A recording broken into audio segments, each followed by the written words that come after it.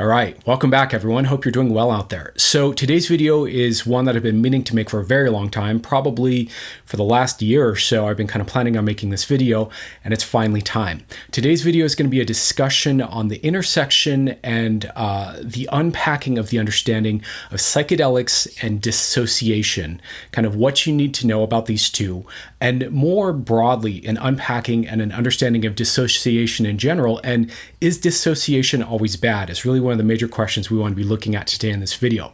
So this is going to be relevant for you if you are someone who has a history of trauma, has a history of complex or relational trauma, CPTSD. If you're someone who has issues with numbing out, demotivation, anhedonia, a lot of common depression symptoms, or just in general, if you are someone who's kind of learning how to self-heal with psychedelics and you've heard about the importance of kind of breaking through dissociation. If any of that applies to you, this video is going to be relevant to your interests, so watch on. Okay, a couple caveats before we go ahead and get into all the topics and points that I want to cover today. First things first, I want to just be authentic with you guys. I'm a bit underslept today. I really didn't get a whole lot of good sleep. My brain is a little more swirly and less focused than usual. And in my world, that often means that I tend to kind of ramble and search for words a little bit more. I'm going to do my best today to try to keep it kind of on point and tight and concise as is appropriate. But obviously I'm someone who likes to kind of riff and expand on ideas. So bear with me is my point. If I tend to drift a little bit in my thinking or my presentation here, hopefully there's still a bunch of useful information for you. Okay, let's just give a little context here like I like to do before we get into all the different angles and perspectives, because there's, like I said in the intro, there's a lot to say about this. This is a very deep topic. There are a lot of different perspectives and angles and opinions, and this is kind of a controversial topic. And this is also a topic or a way of approaching psychedelic work that I think often gets people in a lot of trouble who are kind of in this mode of desperation and drive to heal. And so I want to start to kind of help you sort through understanding dissociation a bit better. So let me just kind of set the frame here of what I'm responding to and why I'm making this video. So if you are someone who is coming from a background of trauma, you're someone who has heard about trauma work, trauma healing, started to read about it, you've probably heard of this idea that one of the ways that we go with traumatic responses, in other words, our body, our nervous system, our unconscious mind, however you want to think of that, our deeper core self, one of the ways that our core self kind of takes care of and manages a traumatic response is to dissociate. So dissociation, I'm not going to spend a lot of time defining it, but essentially it's some form of feeling disconnected from our body, disconnected from our senses, spacing out, numbing out, losing connection to our limbs, kind of deactivating, going quiet, going numb, going low energy, going lethargic, going tuned out, going distracted, losing life force, essentially, right? And so this is a common presentation that happens, when we kind of have a traumatic experience or if we have a pattern of trauma in ourselves. So if you're someone who comes from trauma, you get triggered, some people or some of the time will go numb, spaced out, dissociated, right? Now, in a lot of schools of thought, in trauma therapy, outside of psychedelic therapy, there's this discussion of helping people kind of work through this is also known as the freeze response, work through the freeze response or the dissociation response, come back into a more healthy, full embodiment, be more present, and reclaim being in our own skin in a safe, comfortable way, right? That's kind of the idea in trauma therapy. In psychedelic therapy, this gets translated over into this idea that's kind of prevalent in certain pockets of the psychedelic therapy community. And I don't know where it started from, but the idea is something like you can use psychedelics to break through dissociation, break through this barrier that's kind of stopping you from accessing all the traumatic material and memories and fears and grief and stress and anxiety and all the things that your system is suppressing and kind of keeping you distant from, that you can use the psychedelics to break through that barrier and process through all that stuff.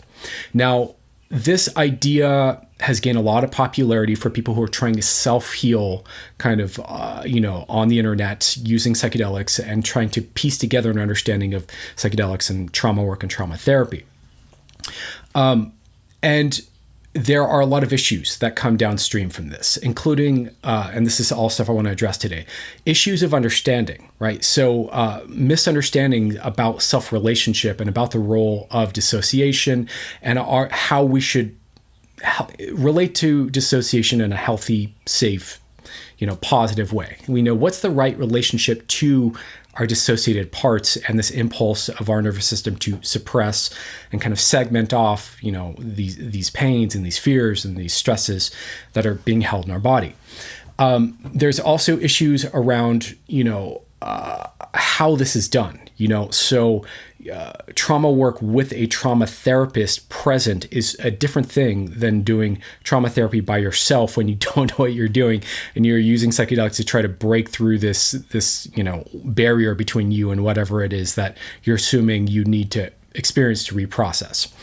And so what I've seen, in short, is a lot of people who are using psychedelics in this way, which I think is kind of an improper use of psychedelics, just to kind of put it out there on the table up front here, who often end up re-traumatizing themselves, quite frankly. They end up going too deep, too fast, because they are successfully able to use the psychedelic to access some of this material.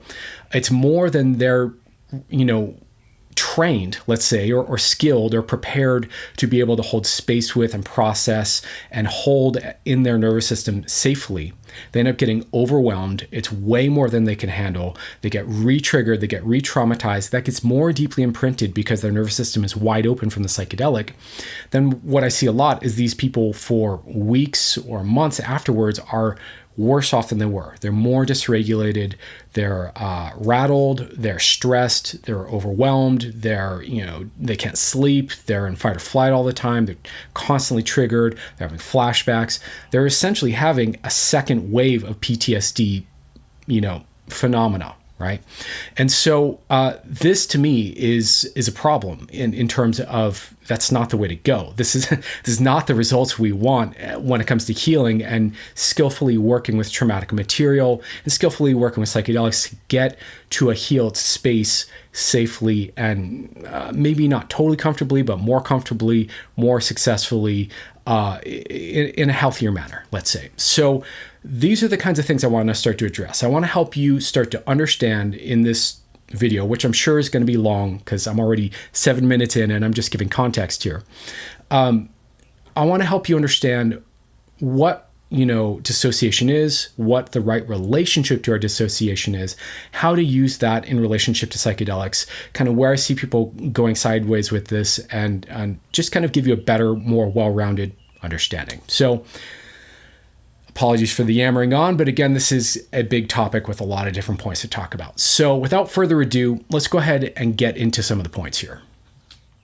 Okay, so the first point I want to make to you that may be obvious to some of you, but I think really bears saying, it's worth putting out there as a really important, key, obvious point, is that dissociation is not the enemy. Dissociation is not the problem. Dissociation is not the bad guy.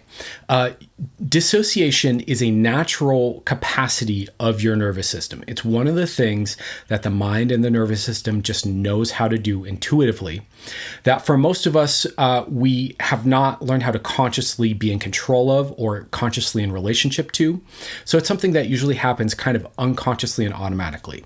But it's essentially a way that our nervous system can take a bit of intensity or pressure off by creating a sense of distance from a certain experience. So this is a way that we can kind of get some distance, some disconnection, some safe, unplugging from an experience and dial down the intensity of something. So this is a very natural capacity of the nervous system to self-protect and to heal.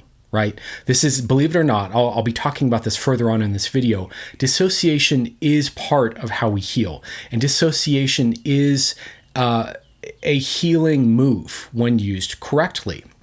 The thing is that, generally speaking, if we go through a stressful event, stressful moment, that creates a pattern of dissociation.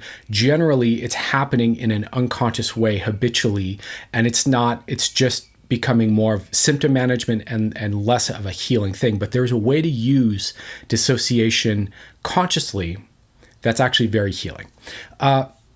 Dissociation is natural, it's normal, and it is, if you really want to get really honest about it, it's a self-protective mechanism, which means it's a part of self-care and self-love. So it's a part of how your nervous system is protecting you from pain, from overwhelm, from suffering, from stress, from things that you perhaps, it decides, your nervous system automatically decides is too much for you to process or handle or deal with right now. So it kind of segments it away. So I want to just put this point out there up front to kind of, pop the myth here that dissociation is bad. Dissociation is the thing that you're fighting against or that you want to get past. This is not the right way to relate to what is a part of your self-caring, self-preservation mechanism in your nervous system. So with that being said, let's move on to the next point. So if you're somebody who has a background of trauma and you have this pattern of dissociation as one of the ways that your body and your nervous system responds when you get triggered, I want to give you another way of looking at dissociation. So for, my first point there in the last segment was that dissociation is not necessarily the problem or the thing you're fighting against or the enemy. And again, that framing is just so wrong and so destructive, right? Another way of thinking about dissociation, though, is that this is an unconscious communication from your nervous system of perhaps where it's stuck, of perhaps that there's something there that's, some content to process and heal. It's an indicator of I'm getting triggered, I'm getting overwhelmed. This situation resembles something that felt like a threat in the past that's overwhelming or too much or uncomfortable or unsafe. And this, is an area where I'm going to kind of numb you out, tune you out, space you out, because I don't think you're ready to process what's here, right? So you can look at this as an unconscious, implicit communication from your nervous system about what's happening inside of it. So instead of looking at it as simply just a dumb process with no intelligence that is fighting and working against your healing and locking your suffering in place, it's really useful to start to look at it as an expression of the issue itself. A lot of times, when we're doing trauma work, when we're healing, what's happening is the nervous system is unconsciously, automatically, spontaneously communicating the patterns of the problem as felt senses in the body, sensations, patterns of dissociation or association. In other words, getting kind of more activated, more kind of sympathetic nervous system. It can be expressions of thought loops, memories, emotions, et cetera, but these often bubble up, right, as kind of from the unconscious to the conscious, from the body upward into the conscious mind. And as they do, right, they're a communication of basically the nervous system saying, hey, this is what I've got. This is what's here. And it's calling your attention to attune to it to help it start to heal. So another useful frame around dissociation is instead of looking at like a problem or an automatic thing that's kind of dumb and just happening, look at it as like, when I start dissociating, oh, there's something here. There's something for me to tune into, and there's something for me to just acknowledge that my nervous system is feeling a bit unsafe or wanting more safety or wanting, some attunement or some connection in this point or this moment. So instead of looking at like an obstacle, it is the entry point. It is the thing. It's communicating what it is that there is to tune into to start to work with. So instead of trying to break past that and go deeper with psychedelics or certain therapy techniques, we want to just start with what's being presented, which is often the dissociation itself. So I think this is a really important nuance that a lot of people don't understand about working with trauma and traumatic content is often these kind of unconscious communications from the body, from the nervous system, show up as felt senses and felt sensations, and they are communications. They are an articulation of the dynamic, of the problem, of the thing, right? Of some part of the pattern here that needs resolving and working through and digesting. So often that's a great place to start, is by working with our nervous system and affirming, oh, you're dissociating. Oh, you're going numb here. Oh, something was clearly uncomfortable because you're starting to space out and lose track here, and starting to regain track of losing track, if that makes sense. It's kind of a meta thing here, but this is the nuance of trauma work, is that it often, there's a very meta kind of having to be present with whatever shows up. And sometimes what shows up doesn't make sense in terms of what it is we think we're looking for. So I hope this makes sense. And piggybacking on that last point that I was just making, I want to start to introduce this new idea to you, which might seem a little counterintuitive, but is so critically important. Okay, this is what I want to really start to clarify here with you guys. So in trauma work in general, and especially in certain aspects of the psychedelic therapy community, again, there's this idea that you want to use psychedelics to break through the dissociation, to get to the painful traumatic material, process it through, and voila, you're magically healed of your trauma, which isn't exactly accurate or true in a lot of different ways. This is flawed understanding. This is flawed framing. This is really bad thinking. Let me just be honest about that. And there's a few reasons for that. So one of the major key ideas I want to start to present to you is that you want to work with your dissociation, embracing it, tuning into it, acknowledging it, and being permissive of the presence of the dissociation, rather than polarizing it and treating it as if it's not a part of you. Okay. Now this goes into this deeper thing I've been talking about, which is essentially secure relating internally with ourselves. And that what creates the presence and the capacity to heal ourselves is the presence of safe relating internally with our different aspects, right? So what matters most of all, this is the thing I really want you to get, what matters most of all when it comes to healing is the quality of relating.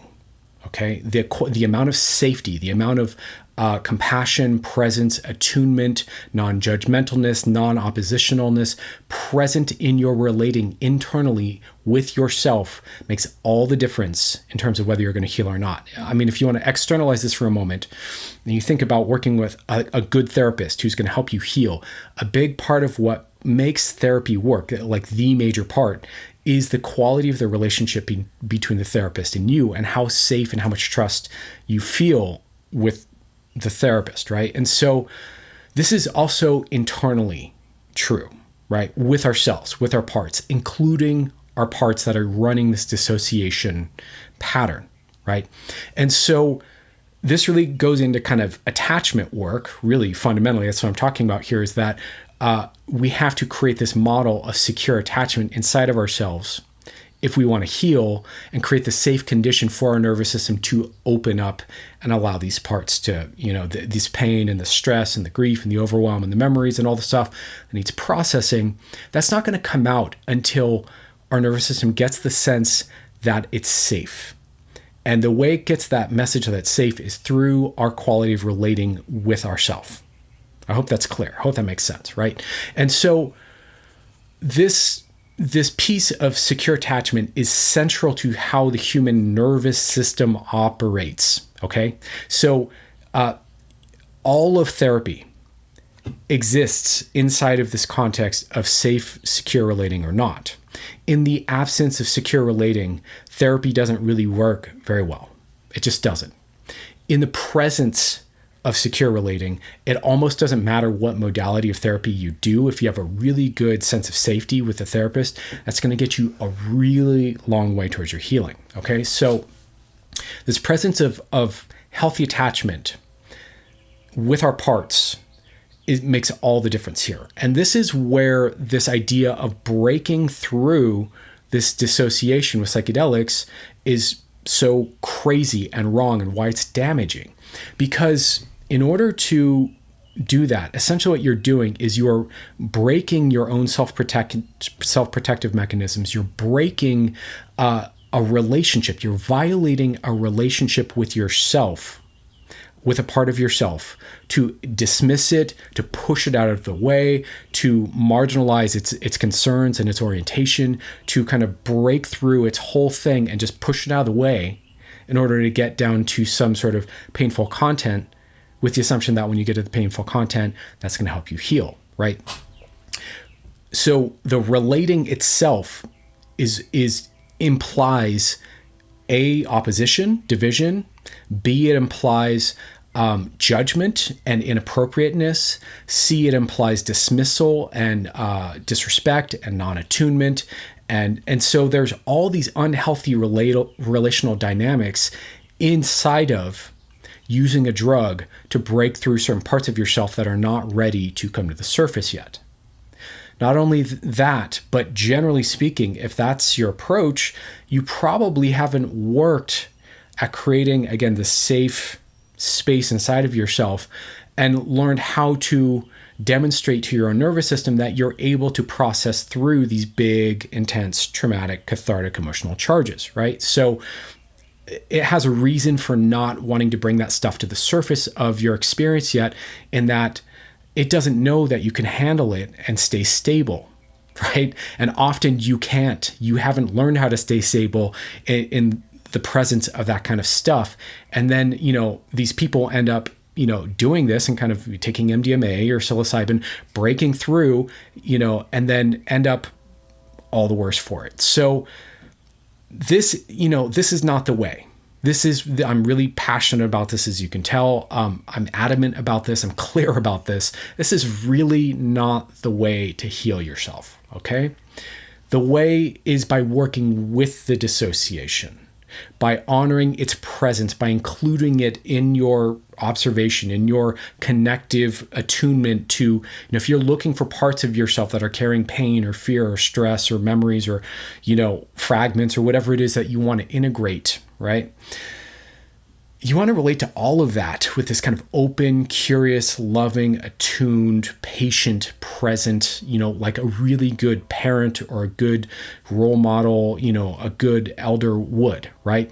And in order to be able to do that, that means you have to be inclusive also of these parts of you that are going to, maybe be really triggered and be really emotional or be really dissociated and really tuned out, right? Relating to all of this with patience and compassion and attunement is the way. Breaking through that, being dismissive of that, judgmental of that, oppositional of that, is going to keep you in some form of probably reenacting the traumatic pattern in the first place, and also in some form of fragmentation, division, polarization, inner conflict, and therefore there's still going to be issues there, right? So I hope I'm making this clear. You really want to work with your dissociation, not against it. This is key. Your dissociation, to just put a real fine point on it to make it really clear, your dissociation is you. It is a part of you. It's not something separate from you. It's not something working against you. It is a part of you. In the same way that your finger is a part of you, in the same way that your elbow is a part of you, your dissociation is a part of you too. And to fight that and try to break that is essentially the same as trying to break your own finger, break your own. It's insane. That's not how you heal yourself. Hope that's clear. Okay. Thanks for hearing me out, getting off my soapbox for a moment. Apologies, but that's an important point to put out there. So, it is what it is. That's my stance on this. This is one of these places where people are kind of doing the work in a dangerous, unhealthy way. So let's pivot and talk a bit more about understanding dissociation from other points of view. And hopefully that can kind of make the case that it's not always a bad thing to dissociate. It's not inherently the issue. It's not inherently the problem. And I wanted to start by describing how in our trainings of neurolinguistic programming and hypnotherapy, how they talk about dissociation there, because it's a very different view of this capacity. So in NLP, they teach dissociation as actually one of the techniques to help people heal and shift and transform.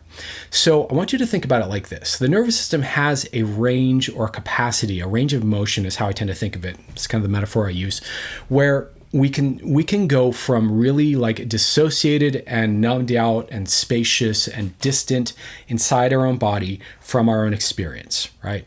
Or we can be very associated, right? The opposite end of dissociation is association, where we are very much in our skin, in our body, in our mind, in the moment, hyper present, hyper alive, hyper embodied. And so you can think of this as kind of a range of motion that we can move through that is a natural capacity of the nervous system. And there are appropriate times for both the extremes and all the kind of gradients in between. And you want to have a nice, healthy range of motion between dissociation and association, have some choice over when to do what, be aware that these are capacities of your nervous system and when you're doing them. So let me explain this a little more. So some examples of association, just to kind of create a clear kind of distinction here. So when we're associated, we are generally, again, embodied, present, vital. If you think about times where you're like, you're doing something very physical, you're doing sports, you're running, you're playing, you're wrestling with someone, you're in your body, you're alive, you're focused, you're in the moment. Maybe it's in a really good conversation where you're feeling really sharp and you're really attuned and you're really present. Maybe it's when you're doing a hobby, and that might be playing an instrument for someone or painting, and you're really in the zone. You start to hit that flow state where you're really, really, really in your body. Some other examples might be if you're on a stimulant or you're on too much caffeine, or you're really, again, hyper in your skin. And with association often comes identifying with all of the emotions, all of our thoughts, all of the sensations in our body, as if it's mine here now. This is my whole truth. So there's kind of a narrowing of the scope of our attention when we're hyper associated.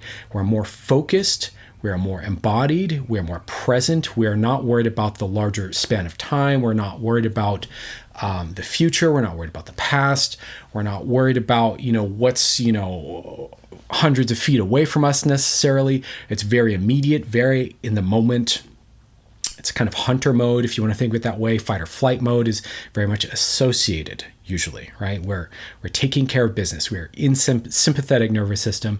And this can be fun, or this can be overwhelming, right? So sometimes you're really embodied in a way that's too much. For example, a good example for a lot of people is maybe the when you're a little kid, the first time you saw a horror movie and it was so scary that it was like overwhelming. This is a common experience for a lot of people. That might be too associated, right? Or you're having a really intense conversation with someone and there's a lot of emotions that are up and you're getting heated, you're getting present in too much of a way where you don't have control, you're losing control of yourself. That might be too associated, right?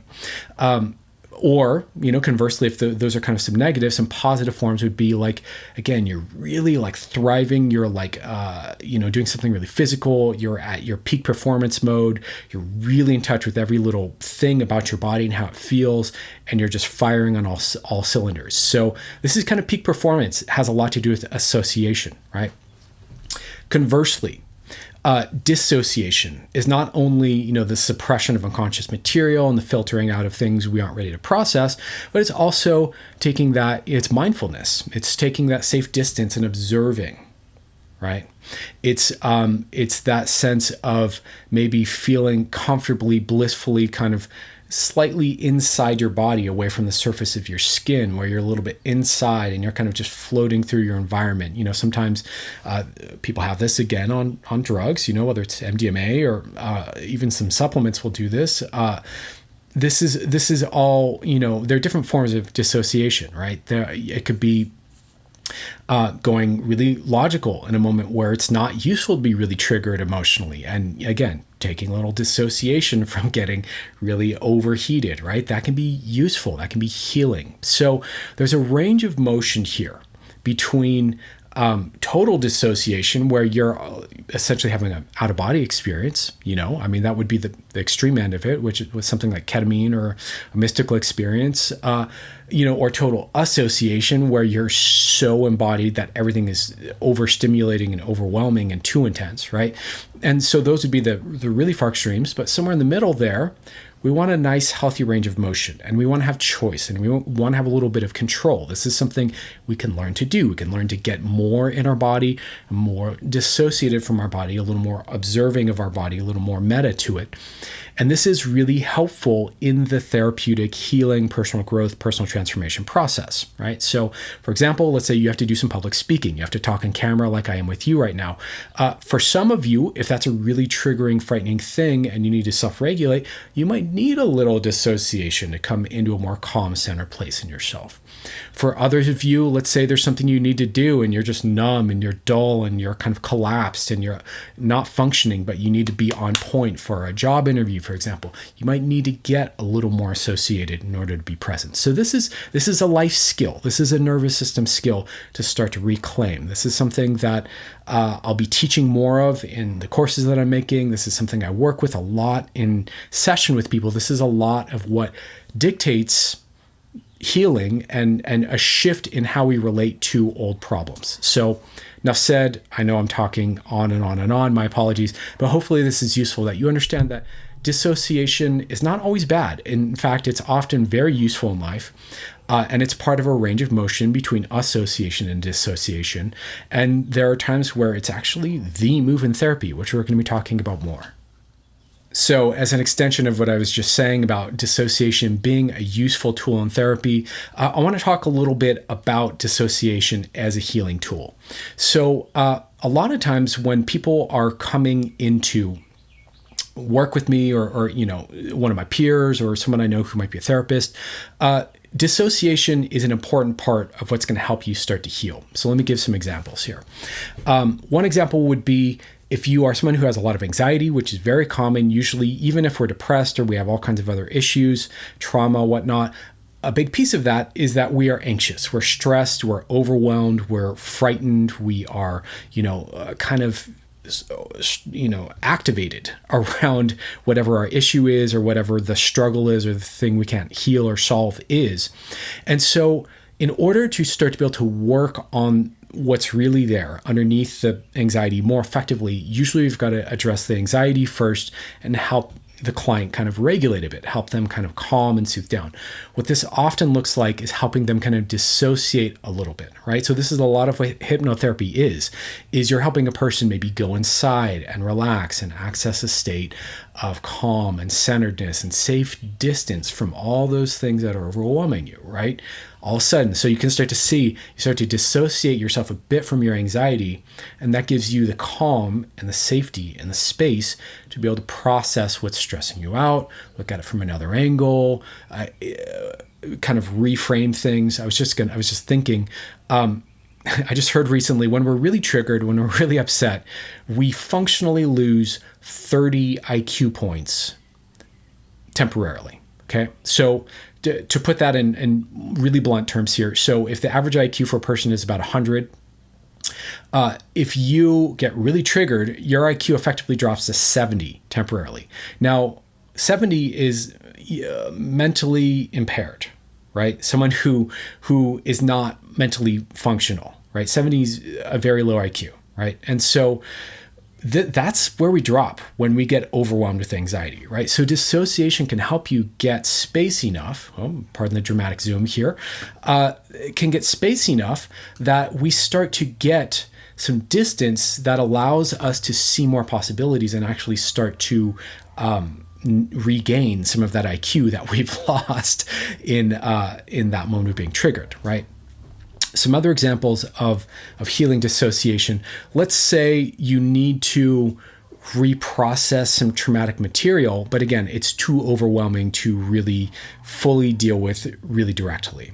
There are tons of therapeutic techniques out there that involve some form of helping the person get some safe distance where they're still processing it, they're still working through it, but it's not overwhelming them, right? It's not consuming their entire nervous system. Dissociation is really an important healing tool. It's absolutely key. And it's one of the things that certain psychedelics do really well. So we'll be talking about that as well in just a moment here. But I just want to kind of put that out there, that dissociation is one of your allies when used properly. So, in therapy without dissociation would be a lot harder. Right? If we need to go logical, if we need to go distant, if we need to return to regulation and safety, dissociation is often part of that. So, enough said. Okay, another example of how dissociation is healing and useful is this idea of unblending from parts in IFS. So I will be talking about this more. I will be talking about parts work more. I'll be doing videos on IFS. I do have certain opinions about IFS. I'm not totally on board with specifically IFS, but I do think parts are real. And I do think parts work in general is an important thing to understand if we really want to heal. And perhaps the most important part of parts work, in my opinion right now, is this idea of unblending from your parts and kind of getting outside of being caught up and identified with the emotions and the thoughts that a certain part has. So usually when we get triggered, what happens is there's a part that boots up that has, some sort of relevance to whatever it is that's triggering us. And it's going to have a bunch of emotions, a bunch of pain, a bunch of fears. It's going to have a certain orientation, a certain worldview, probably maybe a certain physiological response even, that it's going to boot up along with this part as it kind of boots up in our nervous system.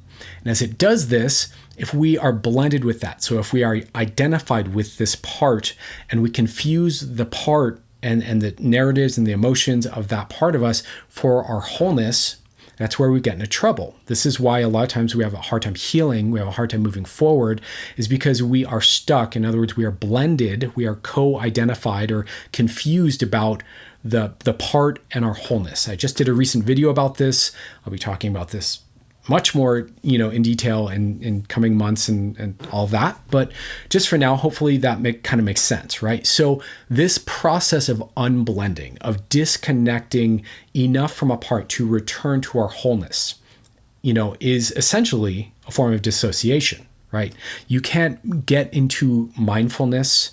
You can't get into observer mode. You can't get into like a full mystical experience. You can't get into that expansiveness. You can't get into these kind of broad meditative states without some amount of dissociation, right? So again, dissociation can be a very healing, useful tool in the right context, in the right way, in the right measure, in the right moment. And this is the kind of the nuance that's been lost in a lot of this discourse around breakthrough, your dissociation of psychedelics and access all the trauma.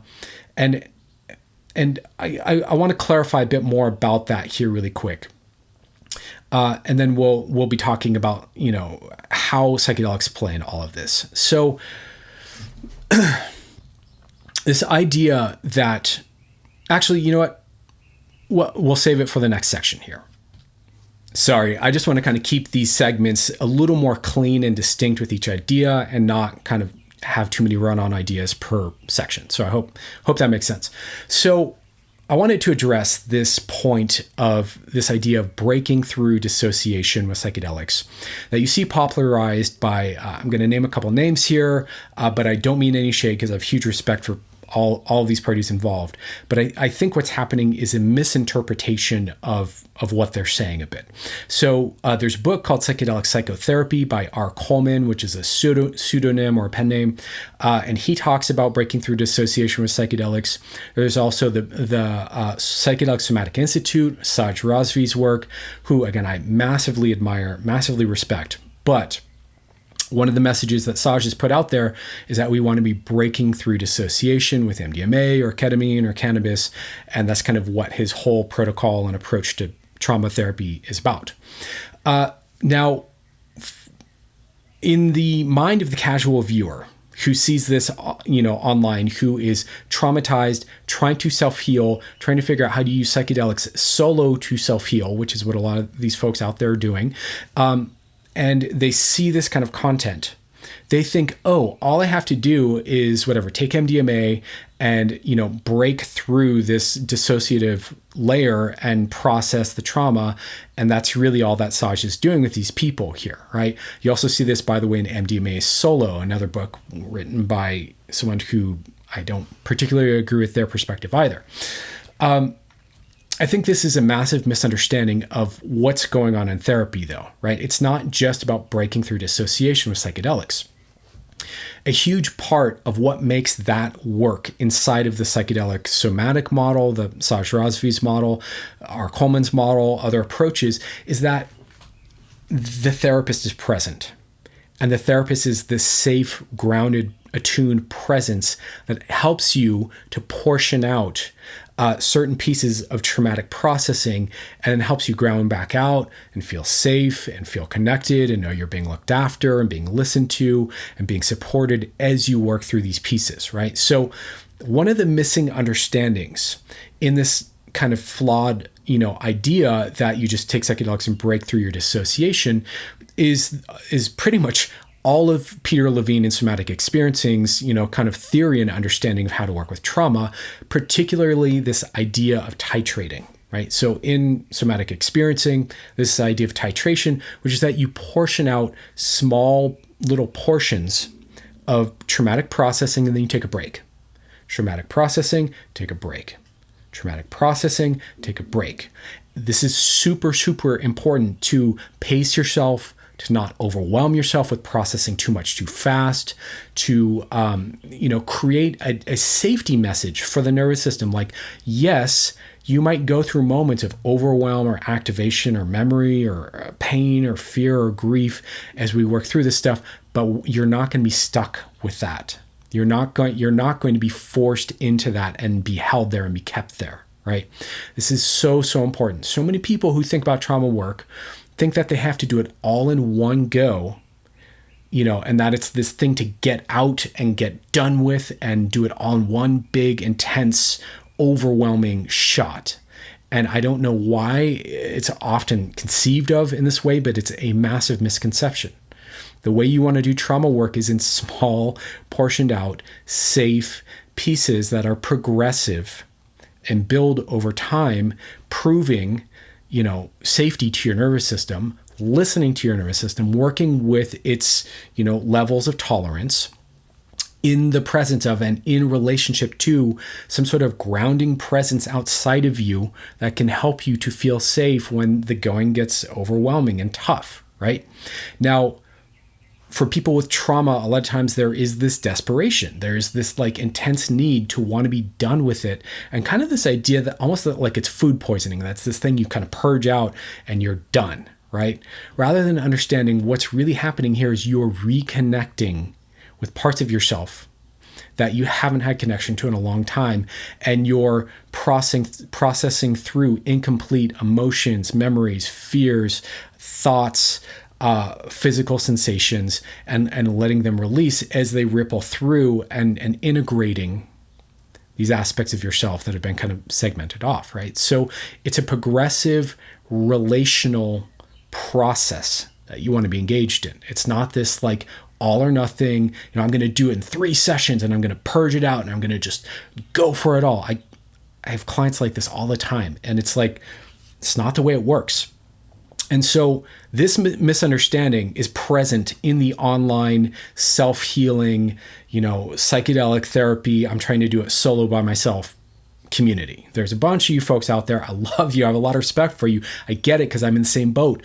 But this misconception, I think, is at the heart of why we see all these people who are misusing psychedelics to break these parts of themselves and get to these parts that they're not prepared to process by themselves. This is why you want a trauma therapist. You want someone who's trauma-informed and trauma-trained to be able to hold this space with you and help you work through this in piece by piece. And quite frankly, this is probably why you want to do trauma work sober before you do it on psychedelics, because it can be very intense and it can be kind of a runaway train of processing.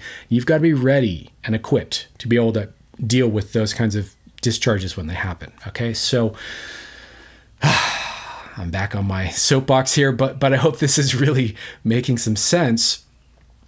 Why this is so important. And so I just want to address this misconception, this breaking through, is not the way. And even if that's what kind of Saj and R. Coleman and other people like that are saying, please understand that they're talking in the context of skilled psychotherapy, in the context of psychiatry, people who know their substances and know their dosages and, are deeply trauma trained and trauma informed and very skilled and very attuned to the subtle nuances of your nervous system, paying close attention and really doing kick-ass work. So it's not just, this is not a willy-nilly thing. There's a lot of nuance and there's a lot of resource that sets you up to be safe in this vulnerable corner of your being first. I hope that makes sense. Okay, getting off my soapbox. Again, apologies for the rant and the rambling here, doing my best to stay on point and deliver. Again, this is a year's worth of information I've been kind of like trying to pull together and share with you guys here. So apologies if it's a little long and if I'm a little passionate about it. This has been a message a long time coming. I wanted to talk a bit about an interesting idea here that I think is worth adding into this conversation that I learned from one of my mentors, John Overdurf, who is an absolutely brilliant NLP practitioner, hypnotherapist, world-class hypnotherapist, a world-class NLP trainer, and a proper therapist himself, licensed therapist for over 40 years at this point. And John is sharp, deep, and as kind and as like profound of a human being as they really come. And so he mentioned something that I thought was really interesting here, which is this idea of dissociating from your dissociation. And this is something that I've also heard about in ketamine therapy. So we'll be talking about psychedelics that help with dissociation towards the end of the video in the next segment. But this idea of dissociating from your dissociation. So let me put it like this. When we're dissociated, a lot of times what's happening is we are, if we're fairly dissociated in an unuseful way, we're kind of numb, we're spaced out, we're kind of, we're kind of in a holding pattern, let's say, right? A lot of times what's happening is our nervous system is kind of stuck in this kind of not processing the stress and not high functioning state where we're kind of in between and we're kind of disconnected from it all and we're kind of disorganized and we're kind of in this soup of soft, disorganized, kind of low functioning, right? Now, in hypnotherapy, a lot of times what we'll do, and especially NLP, we will use different things, whether they are processes of visualization or language patterns, things like this, to induce a state of confusion for a person when they're stuck with a problem, because oftentimes that state of confusion creates an opening where we can start to reassemble our experience in a new way that makes more sense and is more functional, right? So this is one of the ways that we kind of help people to repattern themselves is if they're kind of stuck in this like certain way, we kind of create some confusion and that creates this loosening of their experience. That loosening, we can then help them kind of reassemble in a way that works better for them, right? And so a lot of times what this means is if you're in a kind of dysfunctional dissociation where you're kind of stuck in this holding pattern and you're kind of loosely not really doing anything and not that embodied and not thriving, what can really be helpful is actually even loosening it up further, dissociating from your dissociation, if you will, into a broadly dissociated state. This is where psychedelics often come in. There are other ways to get there. Meditation can do it too.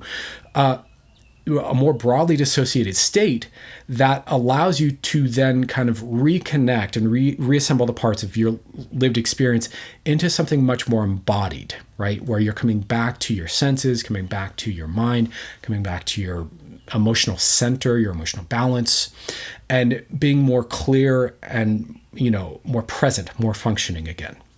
So I wanted to just kind of introduce this idea that counterintuitively, some people would think that, oh, I'm kind of like low functioning and kind of mess and kind of like swimmy and soupy and not all here. The thing I need is more buckling down, more focusing, more force, more boom, more organization, more alignment.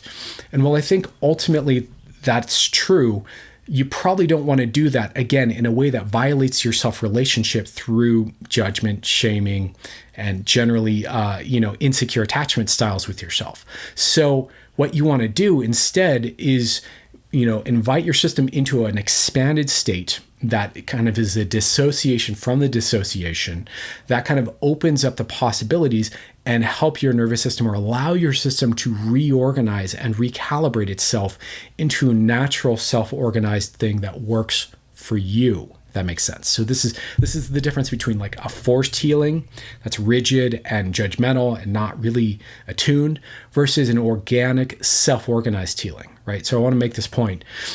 So with that being said, let's talk a bit about how psychedelics factor into working with dissociation. We'll wrap the video.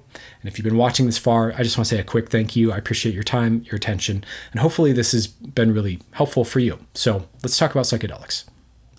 Okay, so finally, for some of you, this is probably going to be the whole reason you watched the video. So let me see if I can just kind of deliver some of the understanding here for you. So let's talk about what the psychedelics are that best address dissociation, and how to work with dissociation on psychedelics, right? So these are two things to be aware of in your work with psychedelics, right? So first of all, what helps with kind of dysfunctional dissociation, unhealthy dissociation, right? Well, from what I understand, ketamine, oddly enough, is one of the best medicines to address dissociation. Now, this is odd because ketamine is a dissociative. And again, I think this idea of dissociating from the dissociation that ketamine can offer you, that can really help you when you kind of come down off the medicine, feel more embodied, more organized in a new way, give you a renewed sense of feeling comfort in your own skin, in your own mind, in your own nervous system, right? Other things that are helpful for dissociation. I think MDMA can be really useful in terms of looking at your dissociation, becoming aware of your dissociation, especially your dismissiveness. You're like, oh yeah, it's fine that I'm kind of drifty, and really turn and look at it and tune into it and go, what am I hiding from? And kind of get bold and kind of confront your dissociation a little bit. Be like, I understand there's a need here to self-protect. What is it that my unconscious mind, my nervous system wants to self-protect from, right? What is it here that I need to look at, that I need to tune into, right? And connect with and honor, what's under the dissociation, that my nervous system's willing to show me, right? Again, not in a forceful way, but in a curious way. So looking at the dissociation, working at it, and just working at, in general, feeling more embodied. MDMA is really great for helping you to just feel safe in your own skin, feel embodied, feel attuned to, your emotions as they move through, your thoughts as they move through you, your body sensations, and just starting to regain the comfort with that, the trust in that, right? That's huge. I do think psilocybin and LSD can also both be very useful for dissociation when used well. So they become a little trickier. They become a little harder because, there is this thing where, they're amplifiers of experience, both positive and negative, both safe and comfortable and uncomfortable and potentially unsafe feeling, right? So when you're using psilocybin or LSD, they can be great tools for helping you to feel more vividly embodied, to feel the beauty of life, to feel the preciousness of your body, the preciousness of this moment, to feel the beauty of your emotions, the depth of your compassion, the richness of this exquisite moment in time that you are here, right? They're really good for that. They're really good for helping you reclaim the beauty and the vividness of life. They can really make things so sensitive and beautiful, right? You listen to a piece of music or you bite into a piece of fruit and it's the most vivid experience you've ever had. And that is a form of association. That is a form of attunement. That is a form of sensitivity and awareness that can help you kind of start to send safety signals again to your nervous system that, hey, being embodied is a good thing. I really like this. Feeling vibrantly alive is beautiful. Feeling connected to my physicality and to my environment and all of that is wonderful, right? So they can really show you that.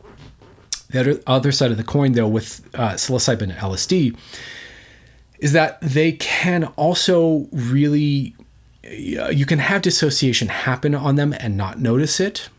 They can kind of amplify dissociation in a certain way. And I want to be clear, there are healthy forms of dissociation where maybe you're having an out-of-body experience or a mystical experience. And I think that ultimately those lead you back into the body in a really healthy way done properly. And so I don't have any issue with those. But there is kind of this spaced out, unattuned, kind of like flowy, kind of like just kind of like not really present at all space that sometimes people get into on psychedelics that can really end up working against you. So one of the keys here with psilocybin and LSD is to track when you're dissociating versus when you're perhaps going internal, which is not necessarily the same thing, versus going into maybe an expansive meditative state or into a bliss state, which is, again, not necessarily the same thing.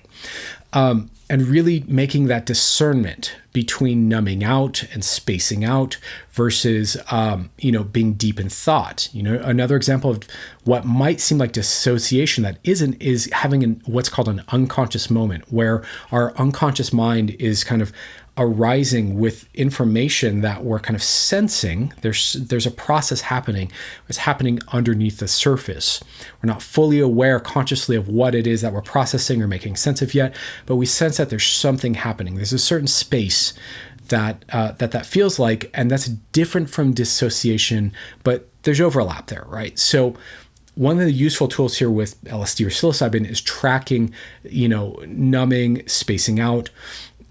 And the caveat there is not necessarily trying to break through your dissociation. So if you're noticing because again, psychedelics can be amplifying, which means they can be overwhelming, which means that sometimes they're triggering for people who have a lot of trauma.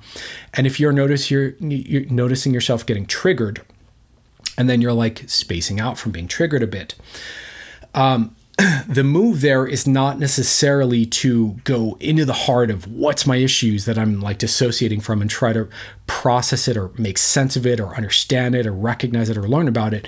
It's, again, tracking that you're dissociating and tracking that your nervous system, is feeling a bit threatened, uncomfortable, unsafe. And the pivot there is probably to work at feeling safe first, instead of working at trying to break through the dissociation, which is, again, a form of kind of threatening yourself, quite honestly. So these are some of the ways you can start to work with psychedelics and which psychedelics tend to work best. Some other psychedelics that I don't think necessarily are great for dissociation, but I could be proven wrong at any point about this. I haven't seen 2C be very effective for this yet. I've not seen DMT be very effective for this yet, although, again, debatable because it's got great results for depression, so who knows? But this is kind of what I've seen so far with psychedelics and dissociation. In general, I think we want to be using psychedelics in a way that helps us to feel more embodied, that helps us to feel like we value life, we value ourselves, we value this gift of being alive, we value our bodies, we value relationships, we value love, we value the earth, we value our environment, we value people, maybe, and, if you're someone who's working through a lot of triggers and pain and suffering, that may, to be clear, may not be the people right around you, or may not be your immediate environment if you're in a place that you're really not happy to be surrounded by, right? But I think to work towards valuing these things in the more broad general sense and reclaiming them, learning how to feel more safety in your skin, these are all great things that psychedelics can show you and help you work towards, which again can be integrated and used as a healing tool in session, but also then used in integration work afterwards as part of kind of informing you what it feels like to feel safe. That helps you to kind of orient your trauma work. So I hope that makes sense too. Okay, enough said. I've yammered on and on and on. If you've watched this whole thing, thank you so much for your time and your attention once again. Let me summarize here really quick. So my thoughts about dissociation. I don't think that trying to use psychedelics to break through them is healthy or safe or the right move for all the reasons that I've listed in those sections of the video. Generally speaking, dissociation is a self-protection mechanism. It's an important part of you. It's there for a reason. It's something to work with, not against. It's something to embrace and tune into and attune to rather than be dismissive of. It's something that you can learn a lot about yourself by engaging. It's also part of this capacity to this kind of spectrum of dissociation to association that you can kind of get more of a range of motion in, which can be very healthy for you. Dissociation is often a very healing move in therapeutic work, therapeutic processes. So it's something that you're going to want to learn how to make friends with and use in the right ways, whether that's meditation, whether that's mindfulness, whether that's self-regulation and de-escalating from when you're feeling overwhelmed and over-triggered, right? So dissociation has its place in our healing toolkit here. In terms of psychedelics, in general, we want to be using them to be life-affirming and help us feel more embodied and more safe and more comfortable in our own skin. We don't necessarily want to be using them to break through the dissociation right away and just like get through it. We want to use those moments of dissociation and start to tune into our dissociation rather than have it be kind of this blind spot in our attention. I think that's about all I want to say for now. If you've watched this whole video, again, much love to you. I really appreciate you. Again, I apologize. I'm a little underslept. I am a bit rambly. This has been a year in the making, this video. There are a lot of points here and a lot of emotions behind it. So hopefully this is of use to you. And I would appreciate your thoughts, your comments, your perspectives down below. Much love to you all. Thank you for watching, and I'll talk to you guys soon. Take care.